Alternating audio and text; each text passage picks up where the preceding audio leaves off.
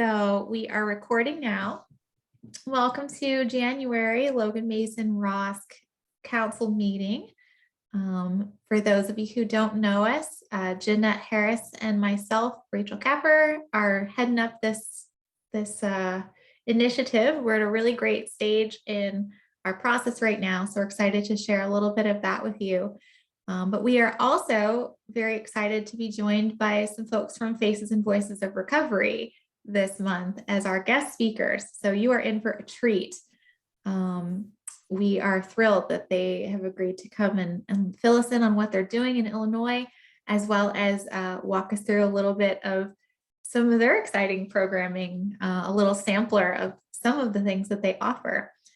So I'm going to go ahead and get started here. If at any point anyone has something pressing, you can pop it in the chat or feel free to speak up. We're a very collaborative group. Since we have some new faces, I will say that again. All right, let me get my screen going here.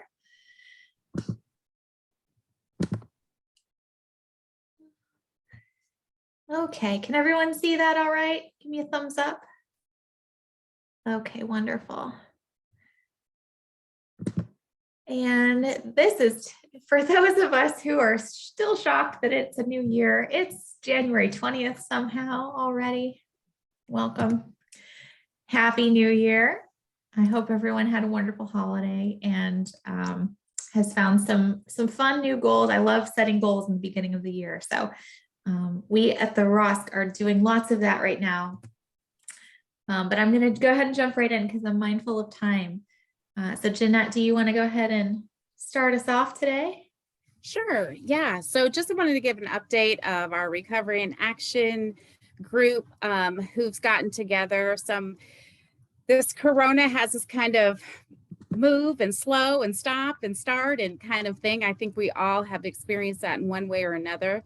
I will say that we have, we're small but mighty core of dedicated people who are involved in the Recovery in Action group, which to make sure that everyone knows that's just a subcommittee of persons with lived experience who has taken on the initiative to help promote what we got going on here. So one of the things that we had planned for this month is to provide the community with a free documentary, The Anonymous People. The hope was that we were going to have resources available and a raffle and dialogue, and we had questions ready and that kind of thing. However, at this point, due to where we are in our COVID experience, we've had to postpone that portion. So what we've decided to do is that we're still going to offer the movie free of charge to the community. We just have to postpone the rest of the activities and type of thing until, we get the release on that. That is happening this Saturday in Mason City at the Arlene Theater. And then should all keep going the following week, Saturday the 29th, it'll be showing in Lincoln at the VIP Lincoln Grand Theater. One of the things that we're still working on is that we don't want to lose trying to find a creative way to gather some content from those who do end up showing, what their thoughts are and, kind of what they got from it. So we're trying to come up with either a QR code or some kind of way that we can try to at least solicit responses of how people felt around that. And I'll tell you, when we did get together, folks are fired up about having events. We had a thought for February of bowling and March having the speaker jam. And so we understand that we kind of have to reel that back in first person, but we hopefully when we meet again, we're meeting monthly, that we will try to pivot and come up with ways that we can utilize technology or other creative ways, because what we really find is we're in the battle of the two pandemics, right?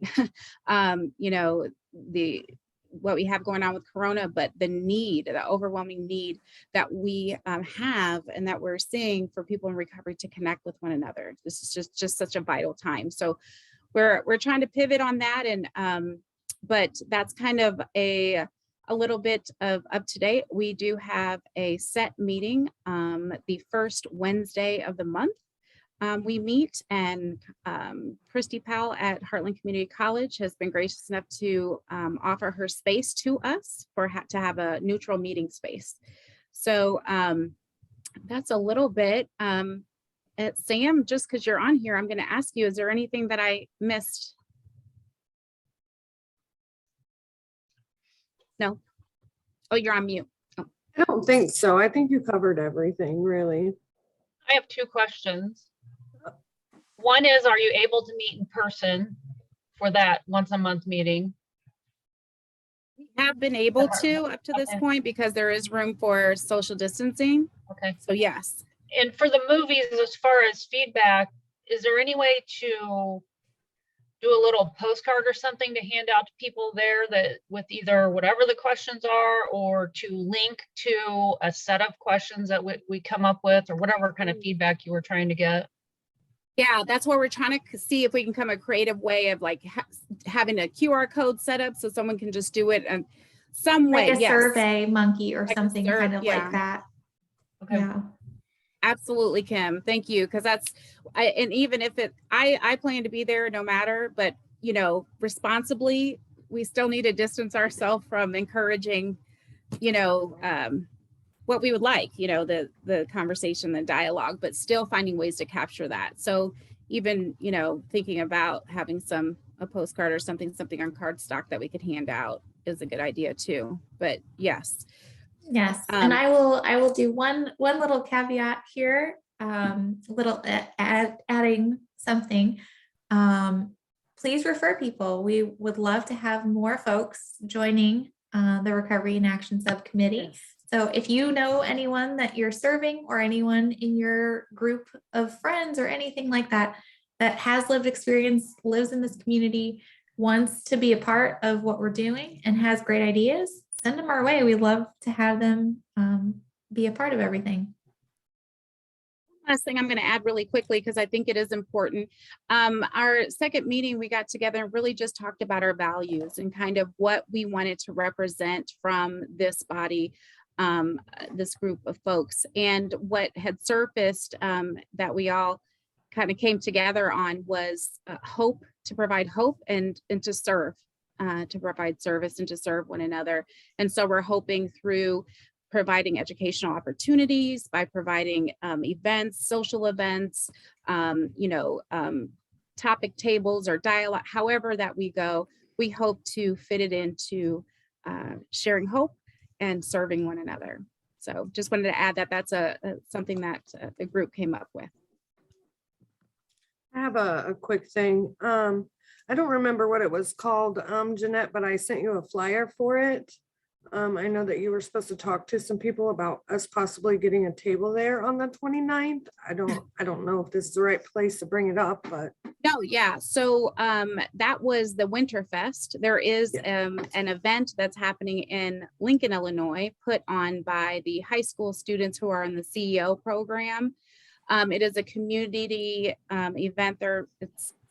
I'm still shocked that it's still on at this point. We don't know, because it's supposed to be a family fun thing, bounce houses and that kind of thing. So it is still on. Because of kind of our restrictions, Sam, I was asking as you as an individual or a couple of individuals to be able to go there. So I'm communicating with the leaders of that and waiting to hear back. So I'm glad you brought that up, but it wouldn't necessarily be because of our restriction, the Recovery and Action group there, but finding creative way that we could still represent there. Okay. All right. And with that, that's our beginning bit of housekeeping. If we have time left over, I have a little summary of some of the other things we have going on, but I really want to give the floor now to Faces and Voices of Recovery. So you guys can jump in on a screen share anytime you're ready to, Chrissy. This one should be all good. Awesome, wonderful. And well, we are so thrilled to have you with us. For those of you who don't know about Faces and Voices of Recovery, they're a national organization who are really, in my opinion, some of the leaders, movers, shakers in the recovery world right now. So we're really excited to hear about some of the things they have going on in Illinois and to learn more about their great program. Thank you so much. I will go ahead and share my screen. Sorry. First.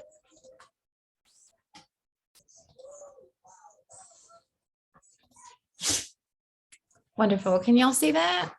Yes. Wonderful. Sorry, I can't see anybody anymore. So we are Faces and Voices. We just want to say thank you so much for having us. It's a true honor to be here and to be able to speak with you all. So Liam and I are part of the National Recovery Institute. Here's the rest of our team. We have Tony Sanchez. He's the Director of Partnerships. He's actually here today supporting us. Thank you so much, Tony. We have our lovely coworker, Kiara Booker. She's a training program coordinator. There's Liam. He's also a training program coordinator, and myself, program assistant. So I'm gonna take this time to introduce myself. So yeah, I am Liam Lipham. I'm a training program coordinator here with the National Recovery Institute for Faces and Voices of Recovery. I am an ally for recovery and a child of substance misuse. I have a master's degree in public health with an expertise in LGBTQ and veteran populations. And my why I'm in the field of recovery is I want to break down social norms to fight stigma. Substance users deserve equal rights as everyone else. Next slide, please. And I'm going to allow Chrissy to introduce herself. Thank you, Liam. So yes, my name is Chrissy Jacob. I'm a program assistant at Faces and Voices of Recovery. I'm also a woman and a mother in long-term recovery. I'm a certified addiction recovery empowerment specialist and a trauma-informed care specialist. And my why, 5 days into my recovery journey, I lost everything that was grounding me to this world, including custody of my children and all my worldly possessions. And through my journey to wellness, all that was lost has been restored to me. I want families to have the opportunity to heal together and to experience the miracle that is recovery. And as a result of, so here at Faces and Voices of Recovery, we want to advocate, act, and advance recovery for individuals. And as a result of the early recovery movement, Faces and Voices of Recovery as a national organization was launched by thousands of people in recovery and their allies in 2001. And their early work began as an advocacy campaign. But here is the mission and vision statement, which was updated in 2020. The mission is changing the way addiction and recovery are understood and embraced through advocacy, education, and leadership. And our vision: we envision a world where the diverse voices of individuals and families affected by addiction are embraced and connected in communities free from discrimination and injustice. And on behalf of the Illinois Department of Human Services in their Substance Use Prevention and Recovery Division, we have a lot of free services just for you. What this looks like, RCO readiness assessments, which are available on our website, RCO development, and this is from the conceptual stage to the operational stages. So anywhere in between, even if you just have an idea of wanting to start an RCO, we can help you with that. We also are offering mentorship, technical assistance plans, and there's an example of a technical assistance and implementation plan on the left side of the screen. We also have a lot of trainings, and we want to enhance skills and competency of recovery support providers. Liam? Thanks, Chrissy. So now that we've talked a little bit about mentorship and technical assistance, I'm going to give you a link in the chat. So this link, please don't go to it now because we want you to focus on this, but save it for later. It will tell you everything about all the great initiatives that are going on in your state and that state has going on. It talks more about how to request mentorship or technical assistance. You can request it at that website. So the mentorship program is a series of one-on-one sessions facilitated by a talented and knowledgeable RCO leader within your state. And the technical assistance is access to resources, supports, and the experiences of leaders in the peer recovery movement to help your organization flourish. As Chrissy said, whether you're in the early stages and you're wanting to learn more about RCOs and start one, or you're in the the later development stages and, you want to know how to work on your board, this is a great opportunity to gain some more insight. So your state has offered a lot of free trainings. Woo! So I wanted to share this with y'all because this is so awesome. And all of these trainings, I mean, of course, I work for the National Recovery Institute, so I'm all for trainings and I want to share this with y'all. So February 2 through 4, we have peer supervision. February 8 through 10, we have innovations in recovery leadership. March 1 through 3, we have innovations in recovery leadership. March 15 through 17, sustainability planning, and March 14 through 15th, our stories have power. At that website, you can click on those trainings as well and learn more about them. So you can see the presenters, you can see more about the times, you can register there as well. So please check it out, check it out, check it out. Next slide, please. Also, we'd love for you to stay in touch with us, of course. So you can visit this website, facesandvoicesofrecovery.org/events/. And that will have a list of all our events that we do more than just trainings. And you can also get on our mailing list at this other link provided here, which I believe Liam was going to put in the chat for us. Thank you, Liam. And there you'll get firsthand knowledge of all our advocacy initiatives, our ARCO membership, our CAPRIS membership, and the National Recovery Institute as well. So we can pause here. Are there any questions?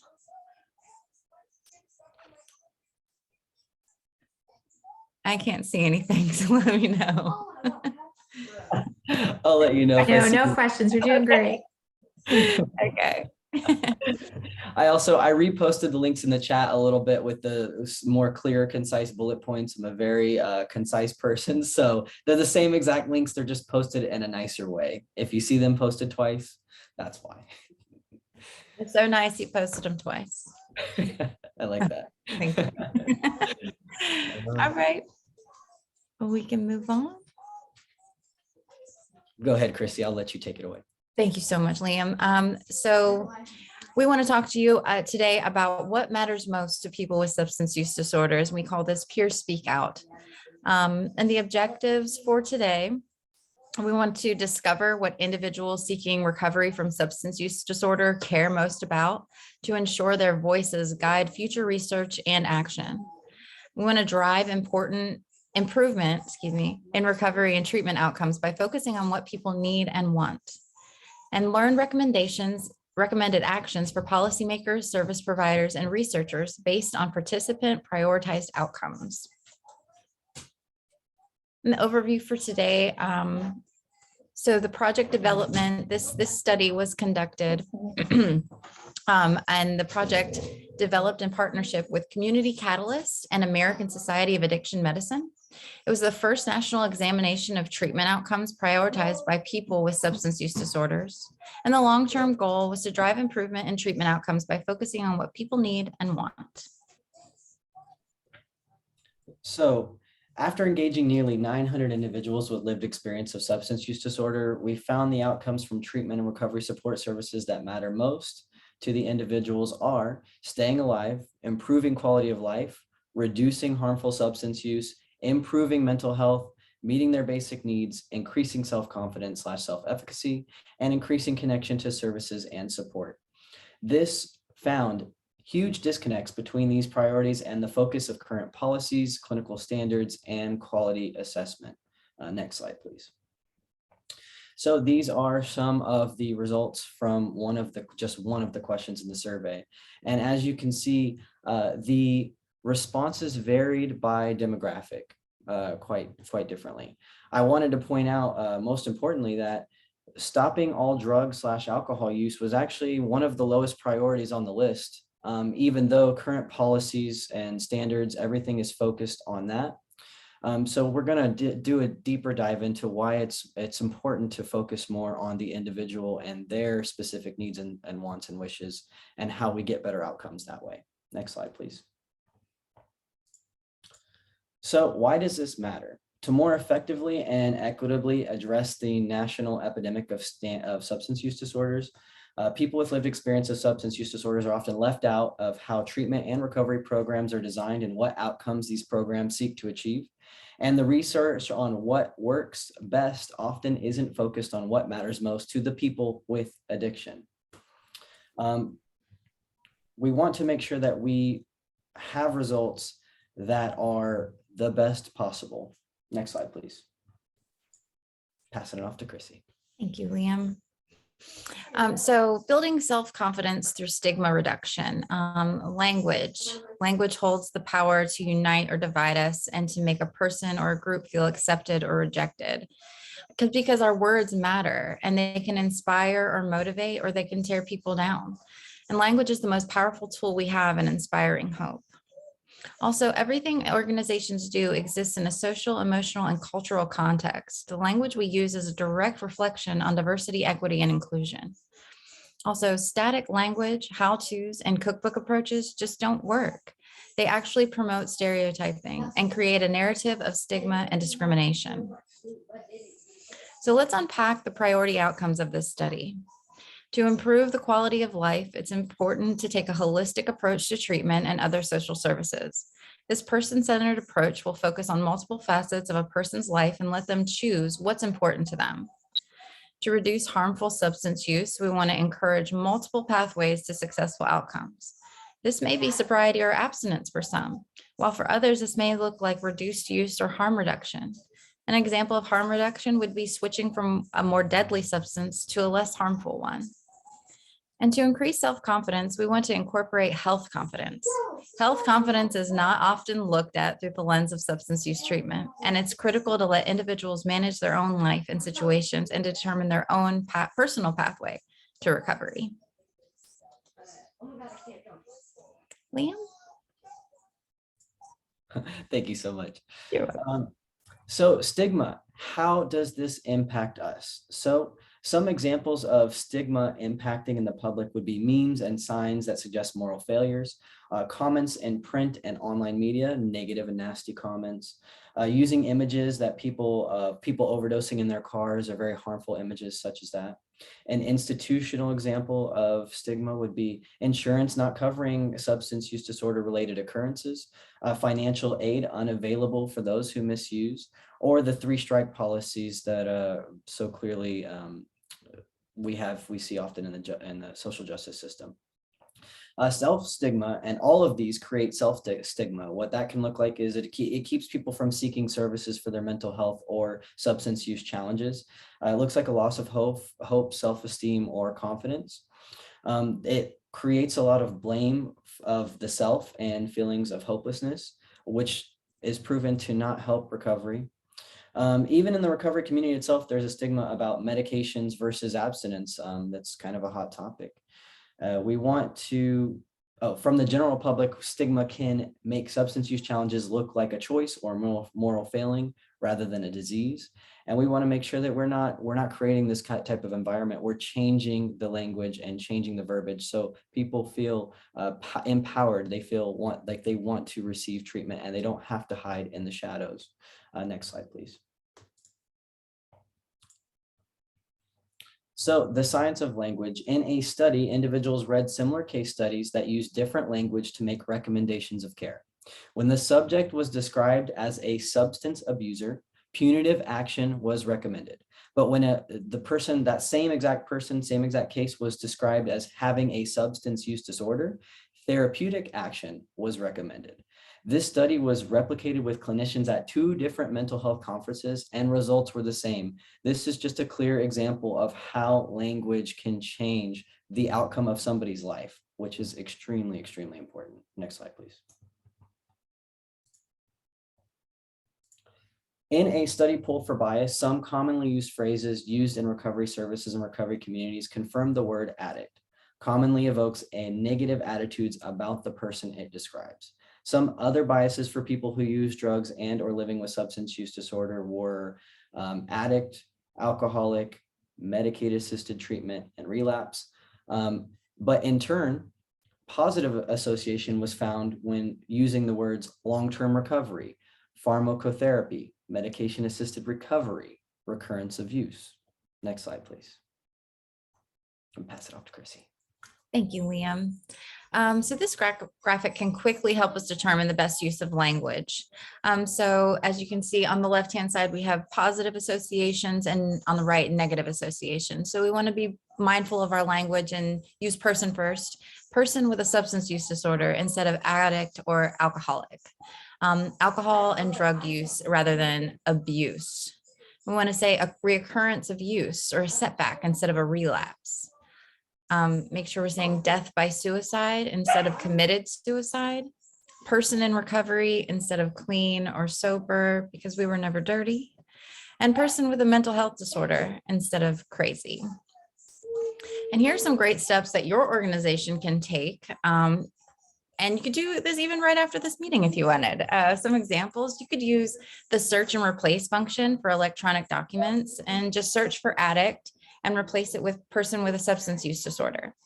And you can use this for all electronic documents. And you want to review all internal and external documents, even social media, websites, anything where someone's going to come into contact with the information your organization is providing. We want to make sure it's person first language. And we also want the language to be clear and easily understood, and also avoid any fear-based words. And you can use existing resources for language assistance, such as Faces and Voices of Recovery. We also have some recommendations. This study had some recommendations for providers. What we want to do is clarify each individual's desired treatment and recovery goals and adjust services to meet these goals while tailoring services to long and short-term goals and needs, culturally effective whole person approaches, offering multiple pathways to recovery, inviting self-directed and a full continuum of health and social supports, and addressing co-occurring conditions and trauma. Also providing 24/7 crisis support and harm reduction services, including infectious disease testing, and safe locations to await treatment if services aren't available on demand. I'll pass it to Liam. Thank you. So some other additional recommendations that we have is to expand access to all forms of medications for addiction treatment and tailor treatment duration based on the individual's needs, including developing therapeutic processes for tapering medication if requested. Also distinguishing differences in access and outcomes of participants by patients by race, gender, and other demographics, provide culturally and linguistically effective care to reduce inequities in access and outcome, and help the individuals find ways to reduce isolation, particularly by increasing connection to services and to the recovery community. This is especially important for those early in their recovery who may not yet have an established recovery network. Again, we just want to remind you that there's no cookie cutter approach for people in recovery. We want to make sure that we are focusing on their needs and really clearly hearing what their needs are and what they think is best for them. Next slide. So some virtual recommendations, because we know COVID has created several challenges. Continue to provide expanded virtual services, even when it's safe to return to in-person services, but maintain both as patient-chosen options. This helps with lack of transportation, lack of access. This just increases access exponentially when you can. Provide a directory of virtual services, including what services are available and how they can be accessed. The more knowledge we can put out there, the easier it is going to be for people to find services. And incorporate advanced training for providers on active listening skills such as nonverbal cues. Motivational interviewing techniques can be very difficult in a virtual setting, but providing training for patients on how they can use technology to access virtual platforms and providing different providers training on how to use these motivational interviewing techniques even while virtual is critical in this new day and age and this virtual platform. Next slide. So the takeaways from this, we want the priority outcomes identified in this study provided a framework for reshaping treatment, research, and policy to focus more on survival and improving people's lives. Findings also reinforce that recovery is an individual process. People want many different outcomes from treatments and services, and we have to listen to that. And people need increased access to comprehensive services that are individually tailored based on personal goals and intersecting their identities, their specific identities. Next slide. Are there any questions?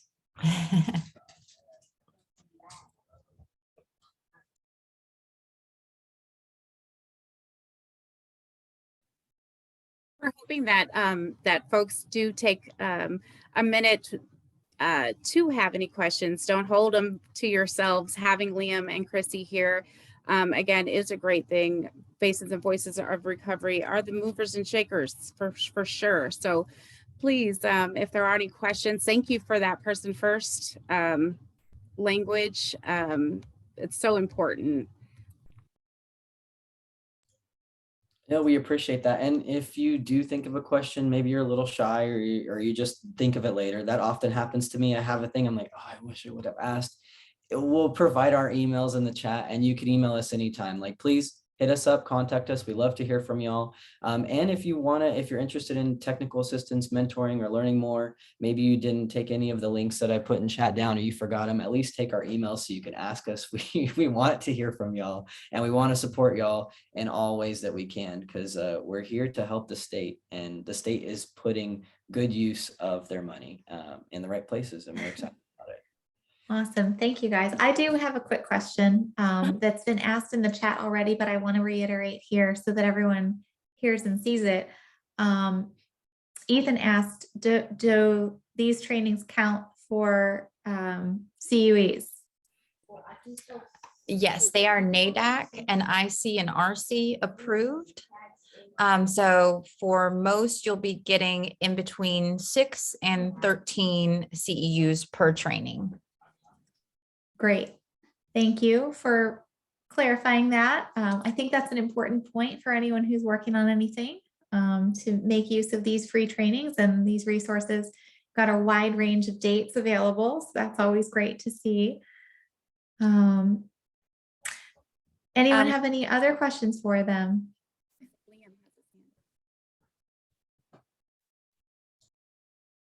Yeah, we also wanted to share an event that's actually going on tonight with y'all, because it's a really, really awesome event. I'll let Chrissy tell you a little bit more about it. Thank you, Liam. So we have a wonderful event celebrating Martin Luther King Jr. And it's called Revolutionizing the Dream, Creating Equity in Recovery Spaces using the speeches of Martin Luther King Jr. We actually have an Illinois native, Dr. Audria Nanabre of Triumph Seminars in Chicago, who will be joining us. Also Kevin McCarthy, Christina Padilla, and Carol Cruz.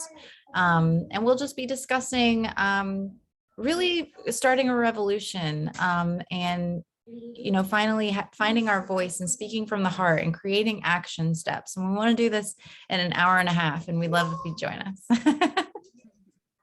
I wanted to mention that Chrissy's the host. I'll be hosting this event. Please come and support us. But I think we'll add that registration link in the chat as well. And I think that's all we have. I'm going to stop sharing. Okay. People again. Thank you all so much. What a wonderful presentation, and I think a really good thing for us all to be thinking about in our day-to-day life and how important our language really is, especially around, especially around people who aren't exposed to the recovery community.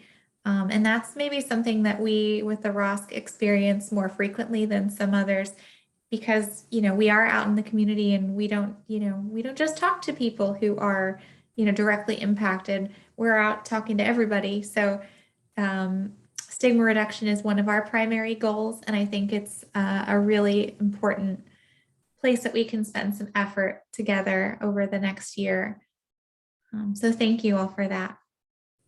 I just want to chime in too that, any way that the ROSC can help to bring folks who are interested in doing these free trainings, whether it be the messaging training or, those from drug court, or those who are in the criminal system, or those who we know are in recovery. We want to help. If that's finding a space that to provide the computers to be able to get those trainings, any way that we can partner in doing that, offering that free, very powerful, impactful training, we want to do that. So definitely keep us in mind for that. All right, I'm going to go back to sharing my screen here and we can.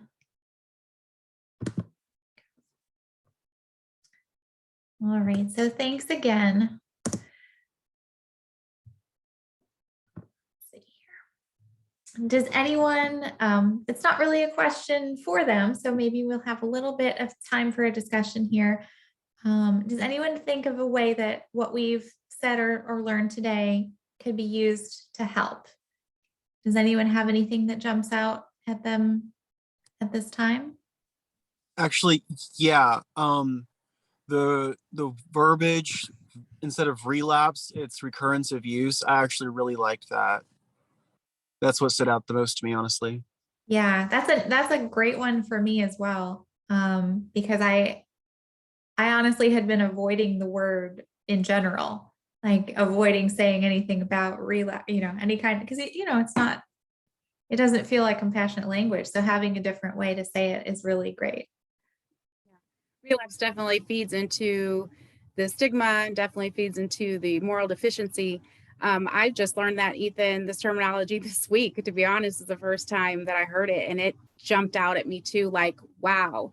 When we continue to have the data and the education of the way that our brains work, and have it backed up by the language that we begin to use, especially medical language as well, that's going to make some huge impact. So I definitely echo that.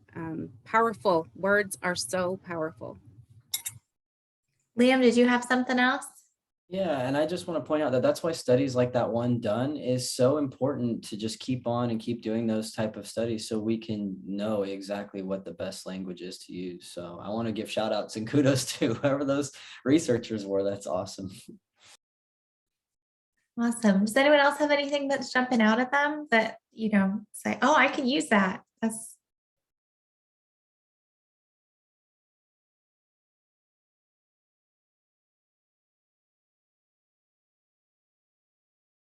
It's okay if we're shy. We don't have to. All right, I'm going to go ahead and move on. Again, thank you to Faces and Voices, Chrissy and Liam. We will definitely, I will be putting links to those trainings in our council sum up email that'll go out to everyone. So even some of the folks that couldn't make it today, hopefully will know about and get some access to all of those training opportunities. Okay.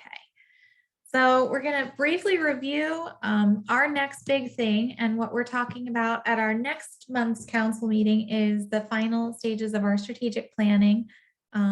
That's where we're at right now. So last month we worked on our SWOT analysis. Thank you to all of you who contributed ideas and sent me little emails with extra things you thought of later, like always happens. And we're going to review everything next month. But we are looking always, as I feel like I'm a broken record, I say this every single month, we're looking for ways to collaborate. And our role is not so much as the structure that's being built, but as the architects that are helping to design and implement plans.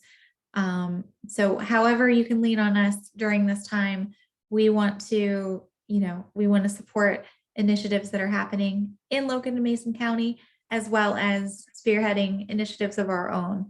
So keep us in mind, think of ways that we can get connected.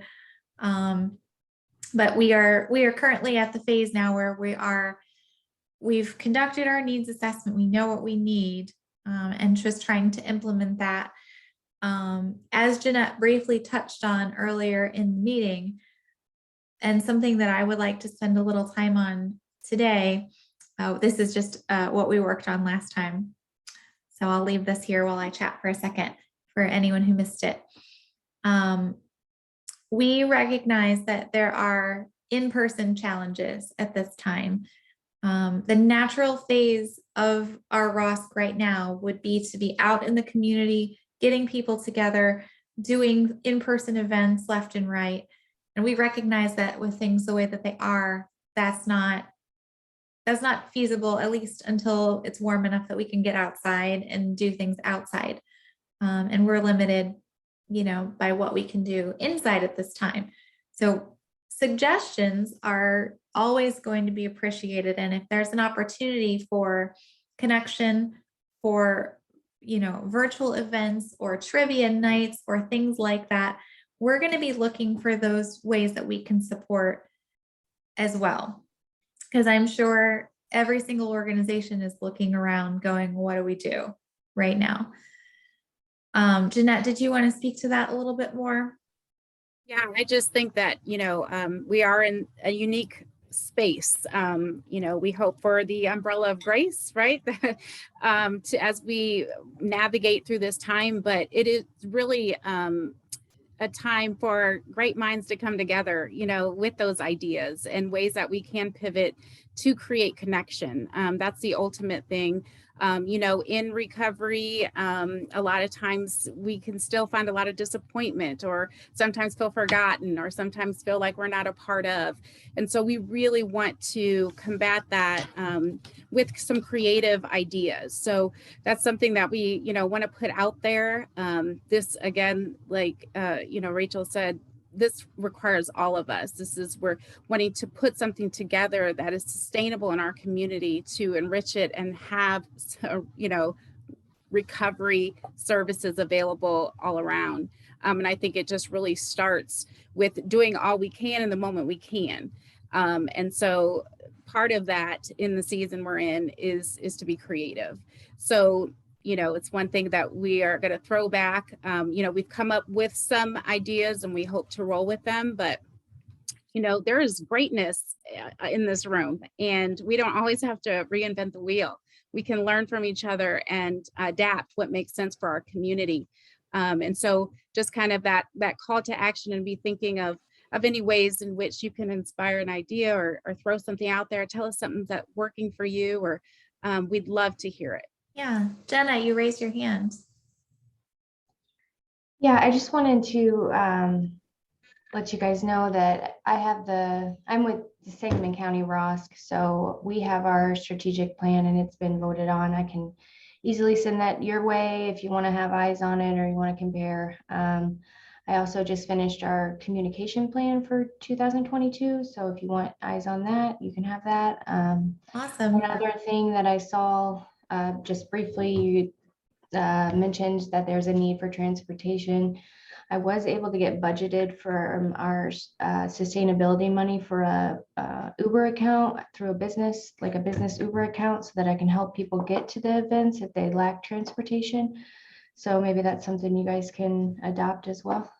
That's all I got though. Thanks. We are writing that down. That's an excellent idea. Thank you, Jenna. Thank you, Jenna. Would something like that, because we have folks from all over joining us today. We talk about transportation a lot. Is that something you can just do a quick hand raise or thumbs up or something? Is that something that we think would be beneficial in our area? Give me a thumbs up if you think yes. Awesome. Do you guys have Uber in Logan and Mason counties, or would it be like through the cab company that's there? It would probably have to be through the cab company. Okay. That's what I was thinking too. Yeah, I would have some reservations about that. I would think we maybe need. We'd love to hear those too. I'd like to explore a little bit about the Uber and see what could be done with that. Okay. To see about getting Uber in the area. Or for that, I mean, I don't know if Sangamon or some, whatever areas they serve would be interested, even if we link through the ROSC and McLean or Sangamon and talk to their Uber people, maybe they'd be willing to do it just for that purpose. I don't know. I have a suggestion with that actually. Lyft. So Uber requires there to be like a newer model car than Lyft does. So if you use Lyft, it would open up the doors for other people to be able to provide that service. Okay. That's Awesome. good to know. So Jeanette or anyone, do we know if Lyft is currently serving Logan or Mason County? I don't know. What I've seen is hit and miss. I'll catch people at a gas station or something with the Uber or different identification. But typically I ask them, "Oh, are you guys here?" And they'll say that they're just kind of coming through, bringing someone from either Springfield or Bloomington. But I do like where Kim was going with that. If there's already a collaboration there, maybe we can step in and but we definitely would like to hear any reservation you may have too, Kim, so that we're thinking, being helped to think about things we may not be thinking of. So, but yeah, the other thing I wanted to throw in real quick, it's transportation. We talk, it's such a huge issue, but just an example of how sometimes our community has no idea. I also serve on the Diversity Inclusion Commission for the City of Lincoln. And last night we had our commission meeting, and the differences. We have one, kind of class or group demographic of residents here who their primary thing that they continue to come to the city council with is fixing our roads. They want the roads fixed. Where in the circle of influence that I live in and work in, the transportation, that there is no transportation to get here from there. And the distance on how far these folks are, that, yes, we want our roads fixed, but there's a whole group of people who transportation is such a vital issue for them, and how to bridge that gap to help folks understand that, so that we can, I think that understanding is going to be a big piece, and that's each one of us, having as much influence as we can in our circle of influence. But just a snapshot of kind of, just we got some ways to go just to bring some awareness to folks. Yeah. So as always, everyone can feel free to, if you don't feel comfortable discussing in the big group, you can always shoot us an email. I'll put, here's all of our contact information. If you don't have this already, you should. But if you don't, here we are. Jeanette, was there something else you asked if we'd have time for today? I wasn't sure how much time Faces and Voices would need, so I left it a little bit, and we can end a little early this time if there's not something else. There is one thing that I definitely want to bring up that I feel is very important, and I just want to take the opportunity to toot someone's horn. Thank you. That's what it was. Samantha is in the house. She has been involved with the council for some time, and I just want to kind of share, she's been involved. She's involved with Recovery in Action group, and she has just been connected with Recovery Corps, where she is now a recovery navigator, and she's serving at Chestnut in Bloomington.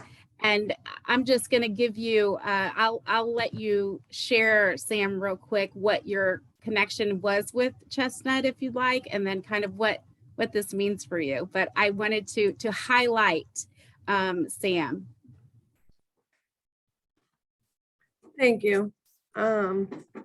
Yeah, this is really special to me because I also was here for treatment several times. It's amazing to be on the other side. It was one of my goals. Like I want to say it was like my second goal, to be able to come back and help other people like I got helped. And this is my first week here, and I've had so many emotions, and I'm super proud of myself, and it's such a beautiful thing. I can't wait to be able to get into my program a little more and do some one-on-ones. And I'm so grateful to be able to be here to let people know that it is possible.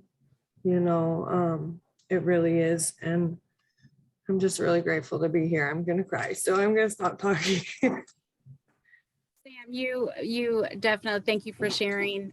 We wanted to take a time, I definitely do, it is a big deal, folks. Sometimes we can forget that we are truly dealing with our lives, and sometimes that's life and death for real. We can lose that in the day-to-day, tasks, and even in the disappointments that we experience while we're a part of this work. But I just definitely want to take a moment to show what it looks like for collaboration to truly happen, for making space at the table for those of us who have the lived experience that haven't had a voice, and to think about the next 11 months that Sam will be experiencing, growing, leaving out with a certification, and it all stems from the desire to want to do the next right thing. And so it's beautiful. I'm so grateful you're a part of this, and I want everyone to know who is a part of the ROSC here. This is what's happening. This is the impact live. She has children and the people around her, and how she's been a sponsor to people. So this continues to grow and grow. And I just want to say, woohoo! Good job. Thank you. Yeah, heartily seconding the woohoo. And we are also being asked all the time for additional folks that can be referred into into opportunities like this. Recovery Corps particularly has, I believe it's March, they have 2 more slots. So think about who you know, think about who you're serving in Logan and Mason. They have 2 more places for people like Sam to get back out and help people. Well, with that, everyone, I'm going to briefly touch on next month. We're going to go over strategic plans together. And if you have any ideas that we haven't talked about yet, or if you just want to get with Jeanette or I over the next couple of weeks and, make sure that something is included, please drop us a line, and we would love to chat with you about anything that's a priority to you or to your organization, and make sure that that's something that we're at least mentioning. And this is your homework for next time. We are brainstorming and coming up with ideas for what to do, at least in the winter months. We have some outdoor ideas already, but we'd love to partner with anything that's going on. We would love to help support, and we would love to be doing some of the work that we want to be doing despite the challenges of COVID. So give some thought to some safe ideas to bring people together, either virtually or distanced. And that would include, like Jeanette has mentioned, Heartland has graciously offered a space for our Recovery and Action Committee, those kinds of ideas. But we're looking for the opportunities to build those communities within Logan and Mason County. We don't just want it to be in Logan.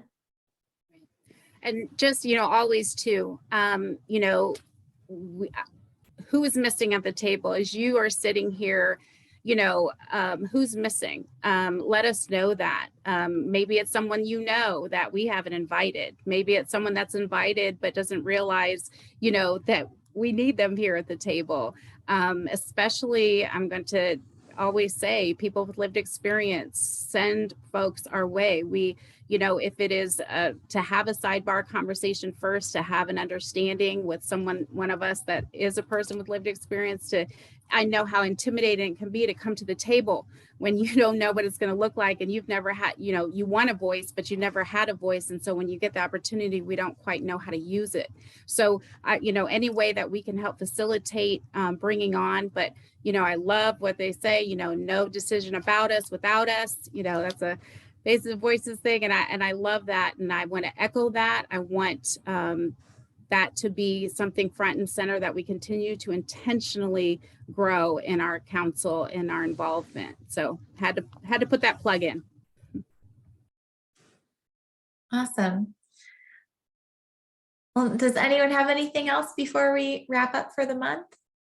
And I got something real quick, guys. This is Andrew Crouch, Family Guidance Center. So me and Jenna have been working with SIU with their MAR program. And so Jenna met with Dr. Dunkley, who is their MAR provider, and she is reporting that they are supposed to be starting something up in late February for the SIU there in Lincoln for an MAR Great. program. I've asked Jenna, because Jenna kind of works with her real closely, Dr. Dunkley. We're going to get some more information because I know Kim's ears pop up real quick. And I know you guys are wanting how the referral process is going to work, whatever. So we're going to get that information, and hopefully I'll be able to give it to you guys by our next meeting next month, okay? That's the goal. Wonderful. Fingers crossed, okay? That's great. Andrew is definitely a mover and a shaker out there. He is making things happen, connecting, being a bridge. And we appreciate your service, Andrew, because you are truly impacting our communities. So thank you. That's all right. Thank you, Andrew. Ethan, we still want a house here, just so you know. I love seeing you here every month. I'm like, he's still with us. He's still with us. Yeah, I know. I want to get you guys a house. I do. I can't say more than that. I just know that I want to get it for you guys as well. I really do. Well, I see you, Ethan, and I appreciate your continued involvement. It does mean a lot. So Absolutely. Anybody else have any cool things going on before we wrap up? I love having space for this at the end. We should do this every month. I got Everyone something. toot your own horn second. Go ahead, Jenna. There is a training opportunity. I can't tell you off the top of my head when it is, but it's being hosted by Gateway Foundation. I think it's a really important training.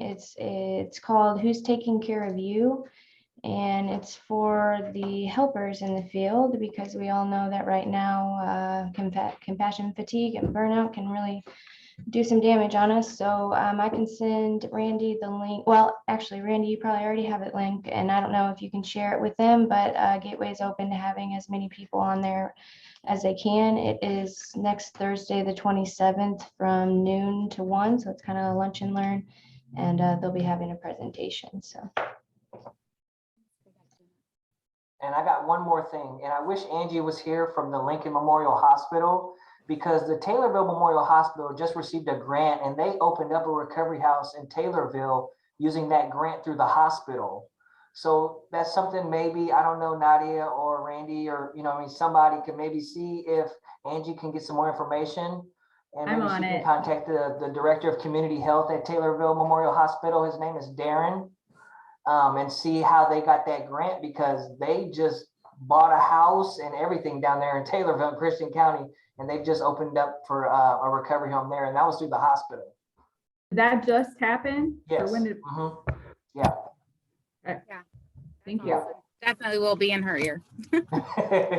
Okay. So there's some more information for you guys.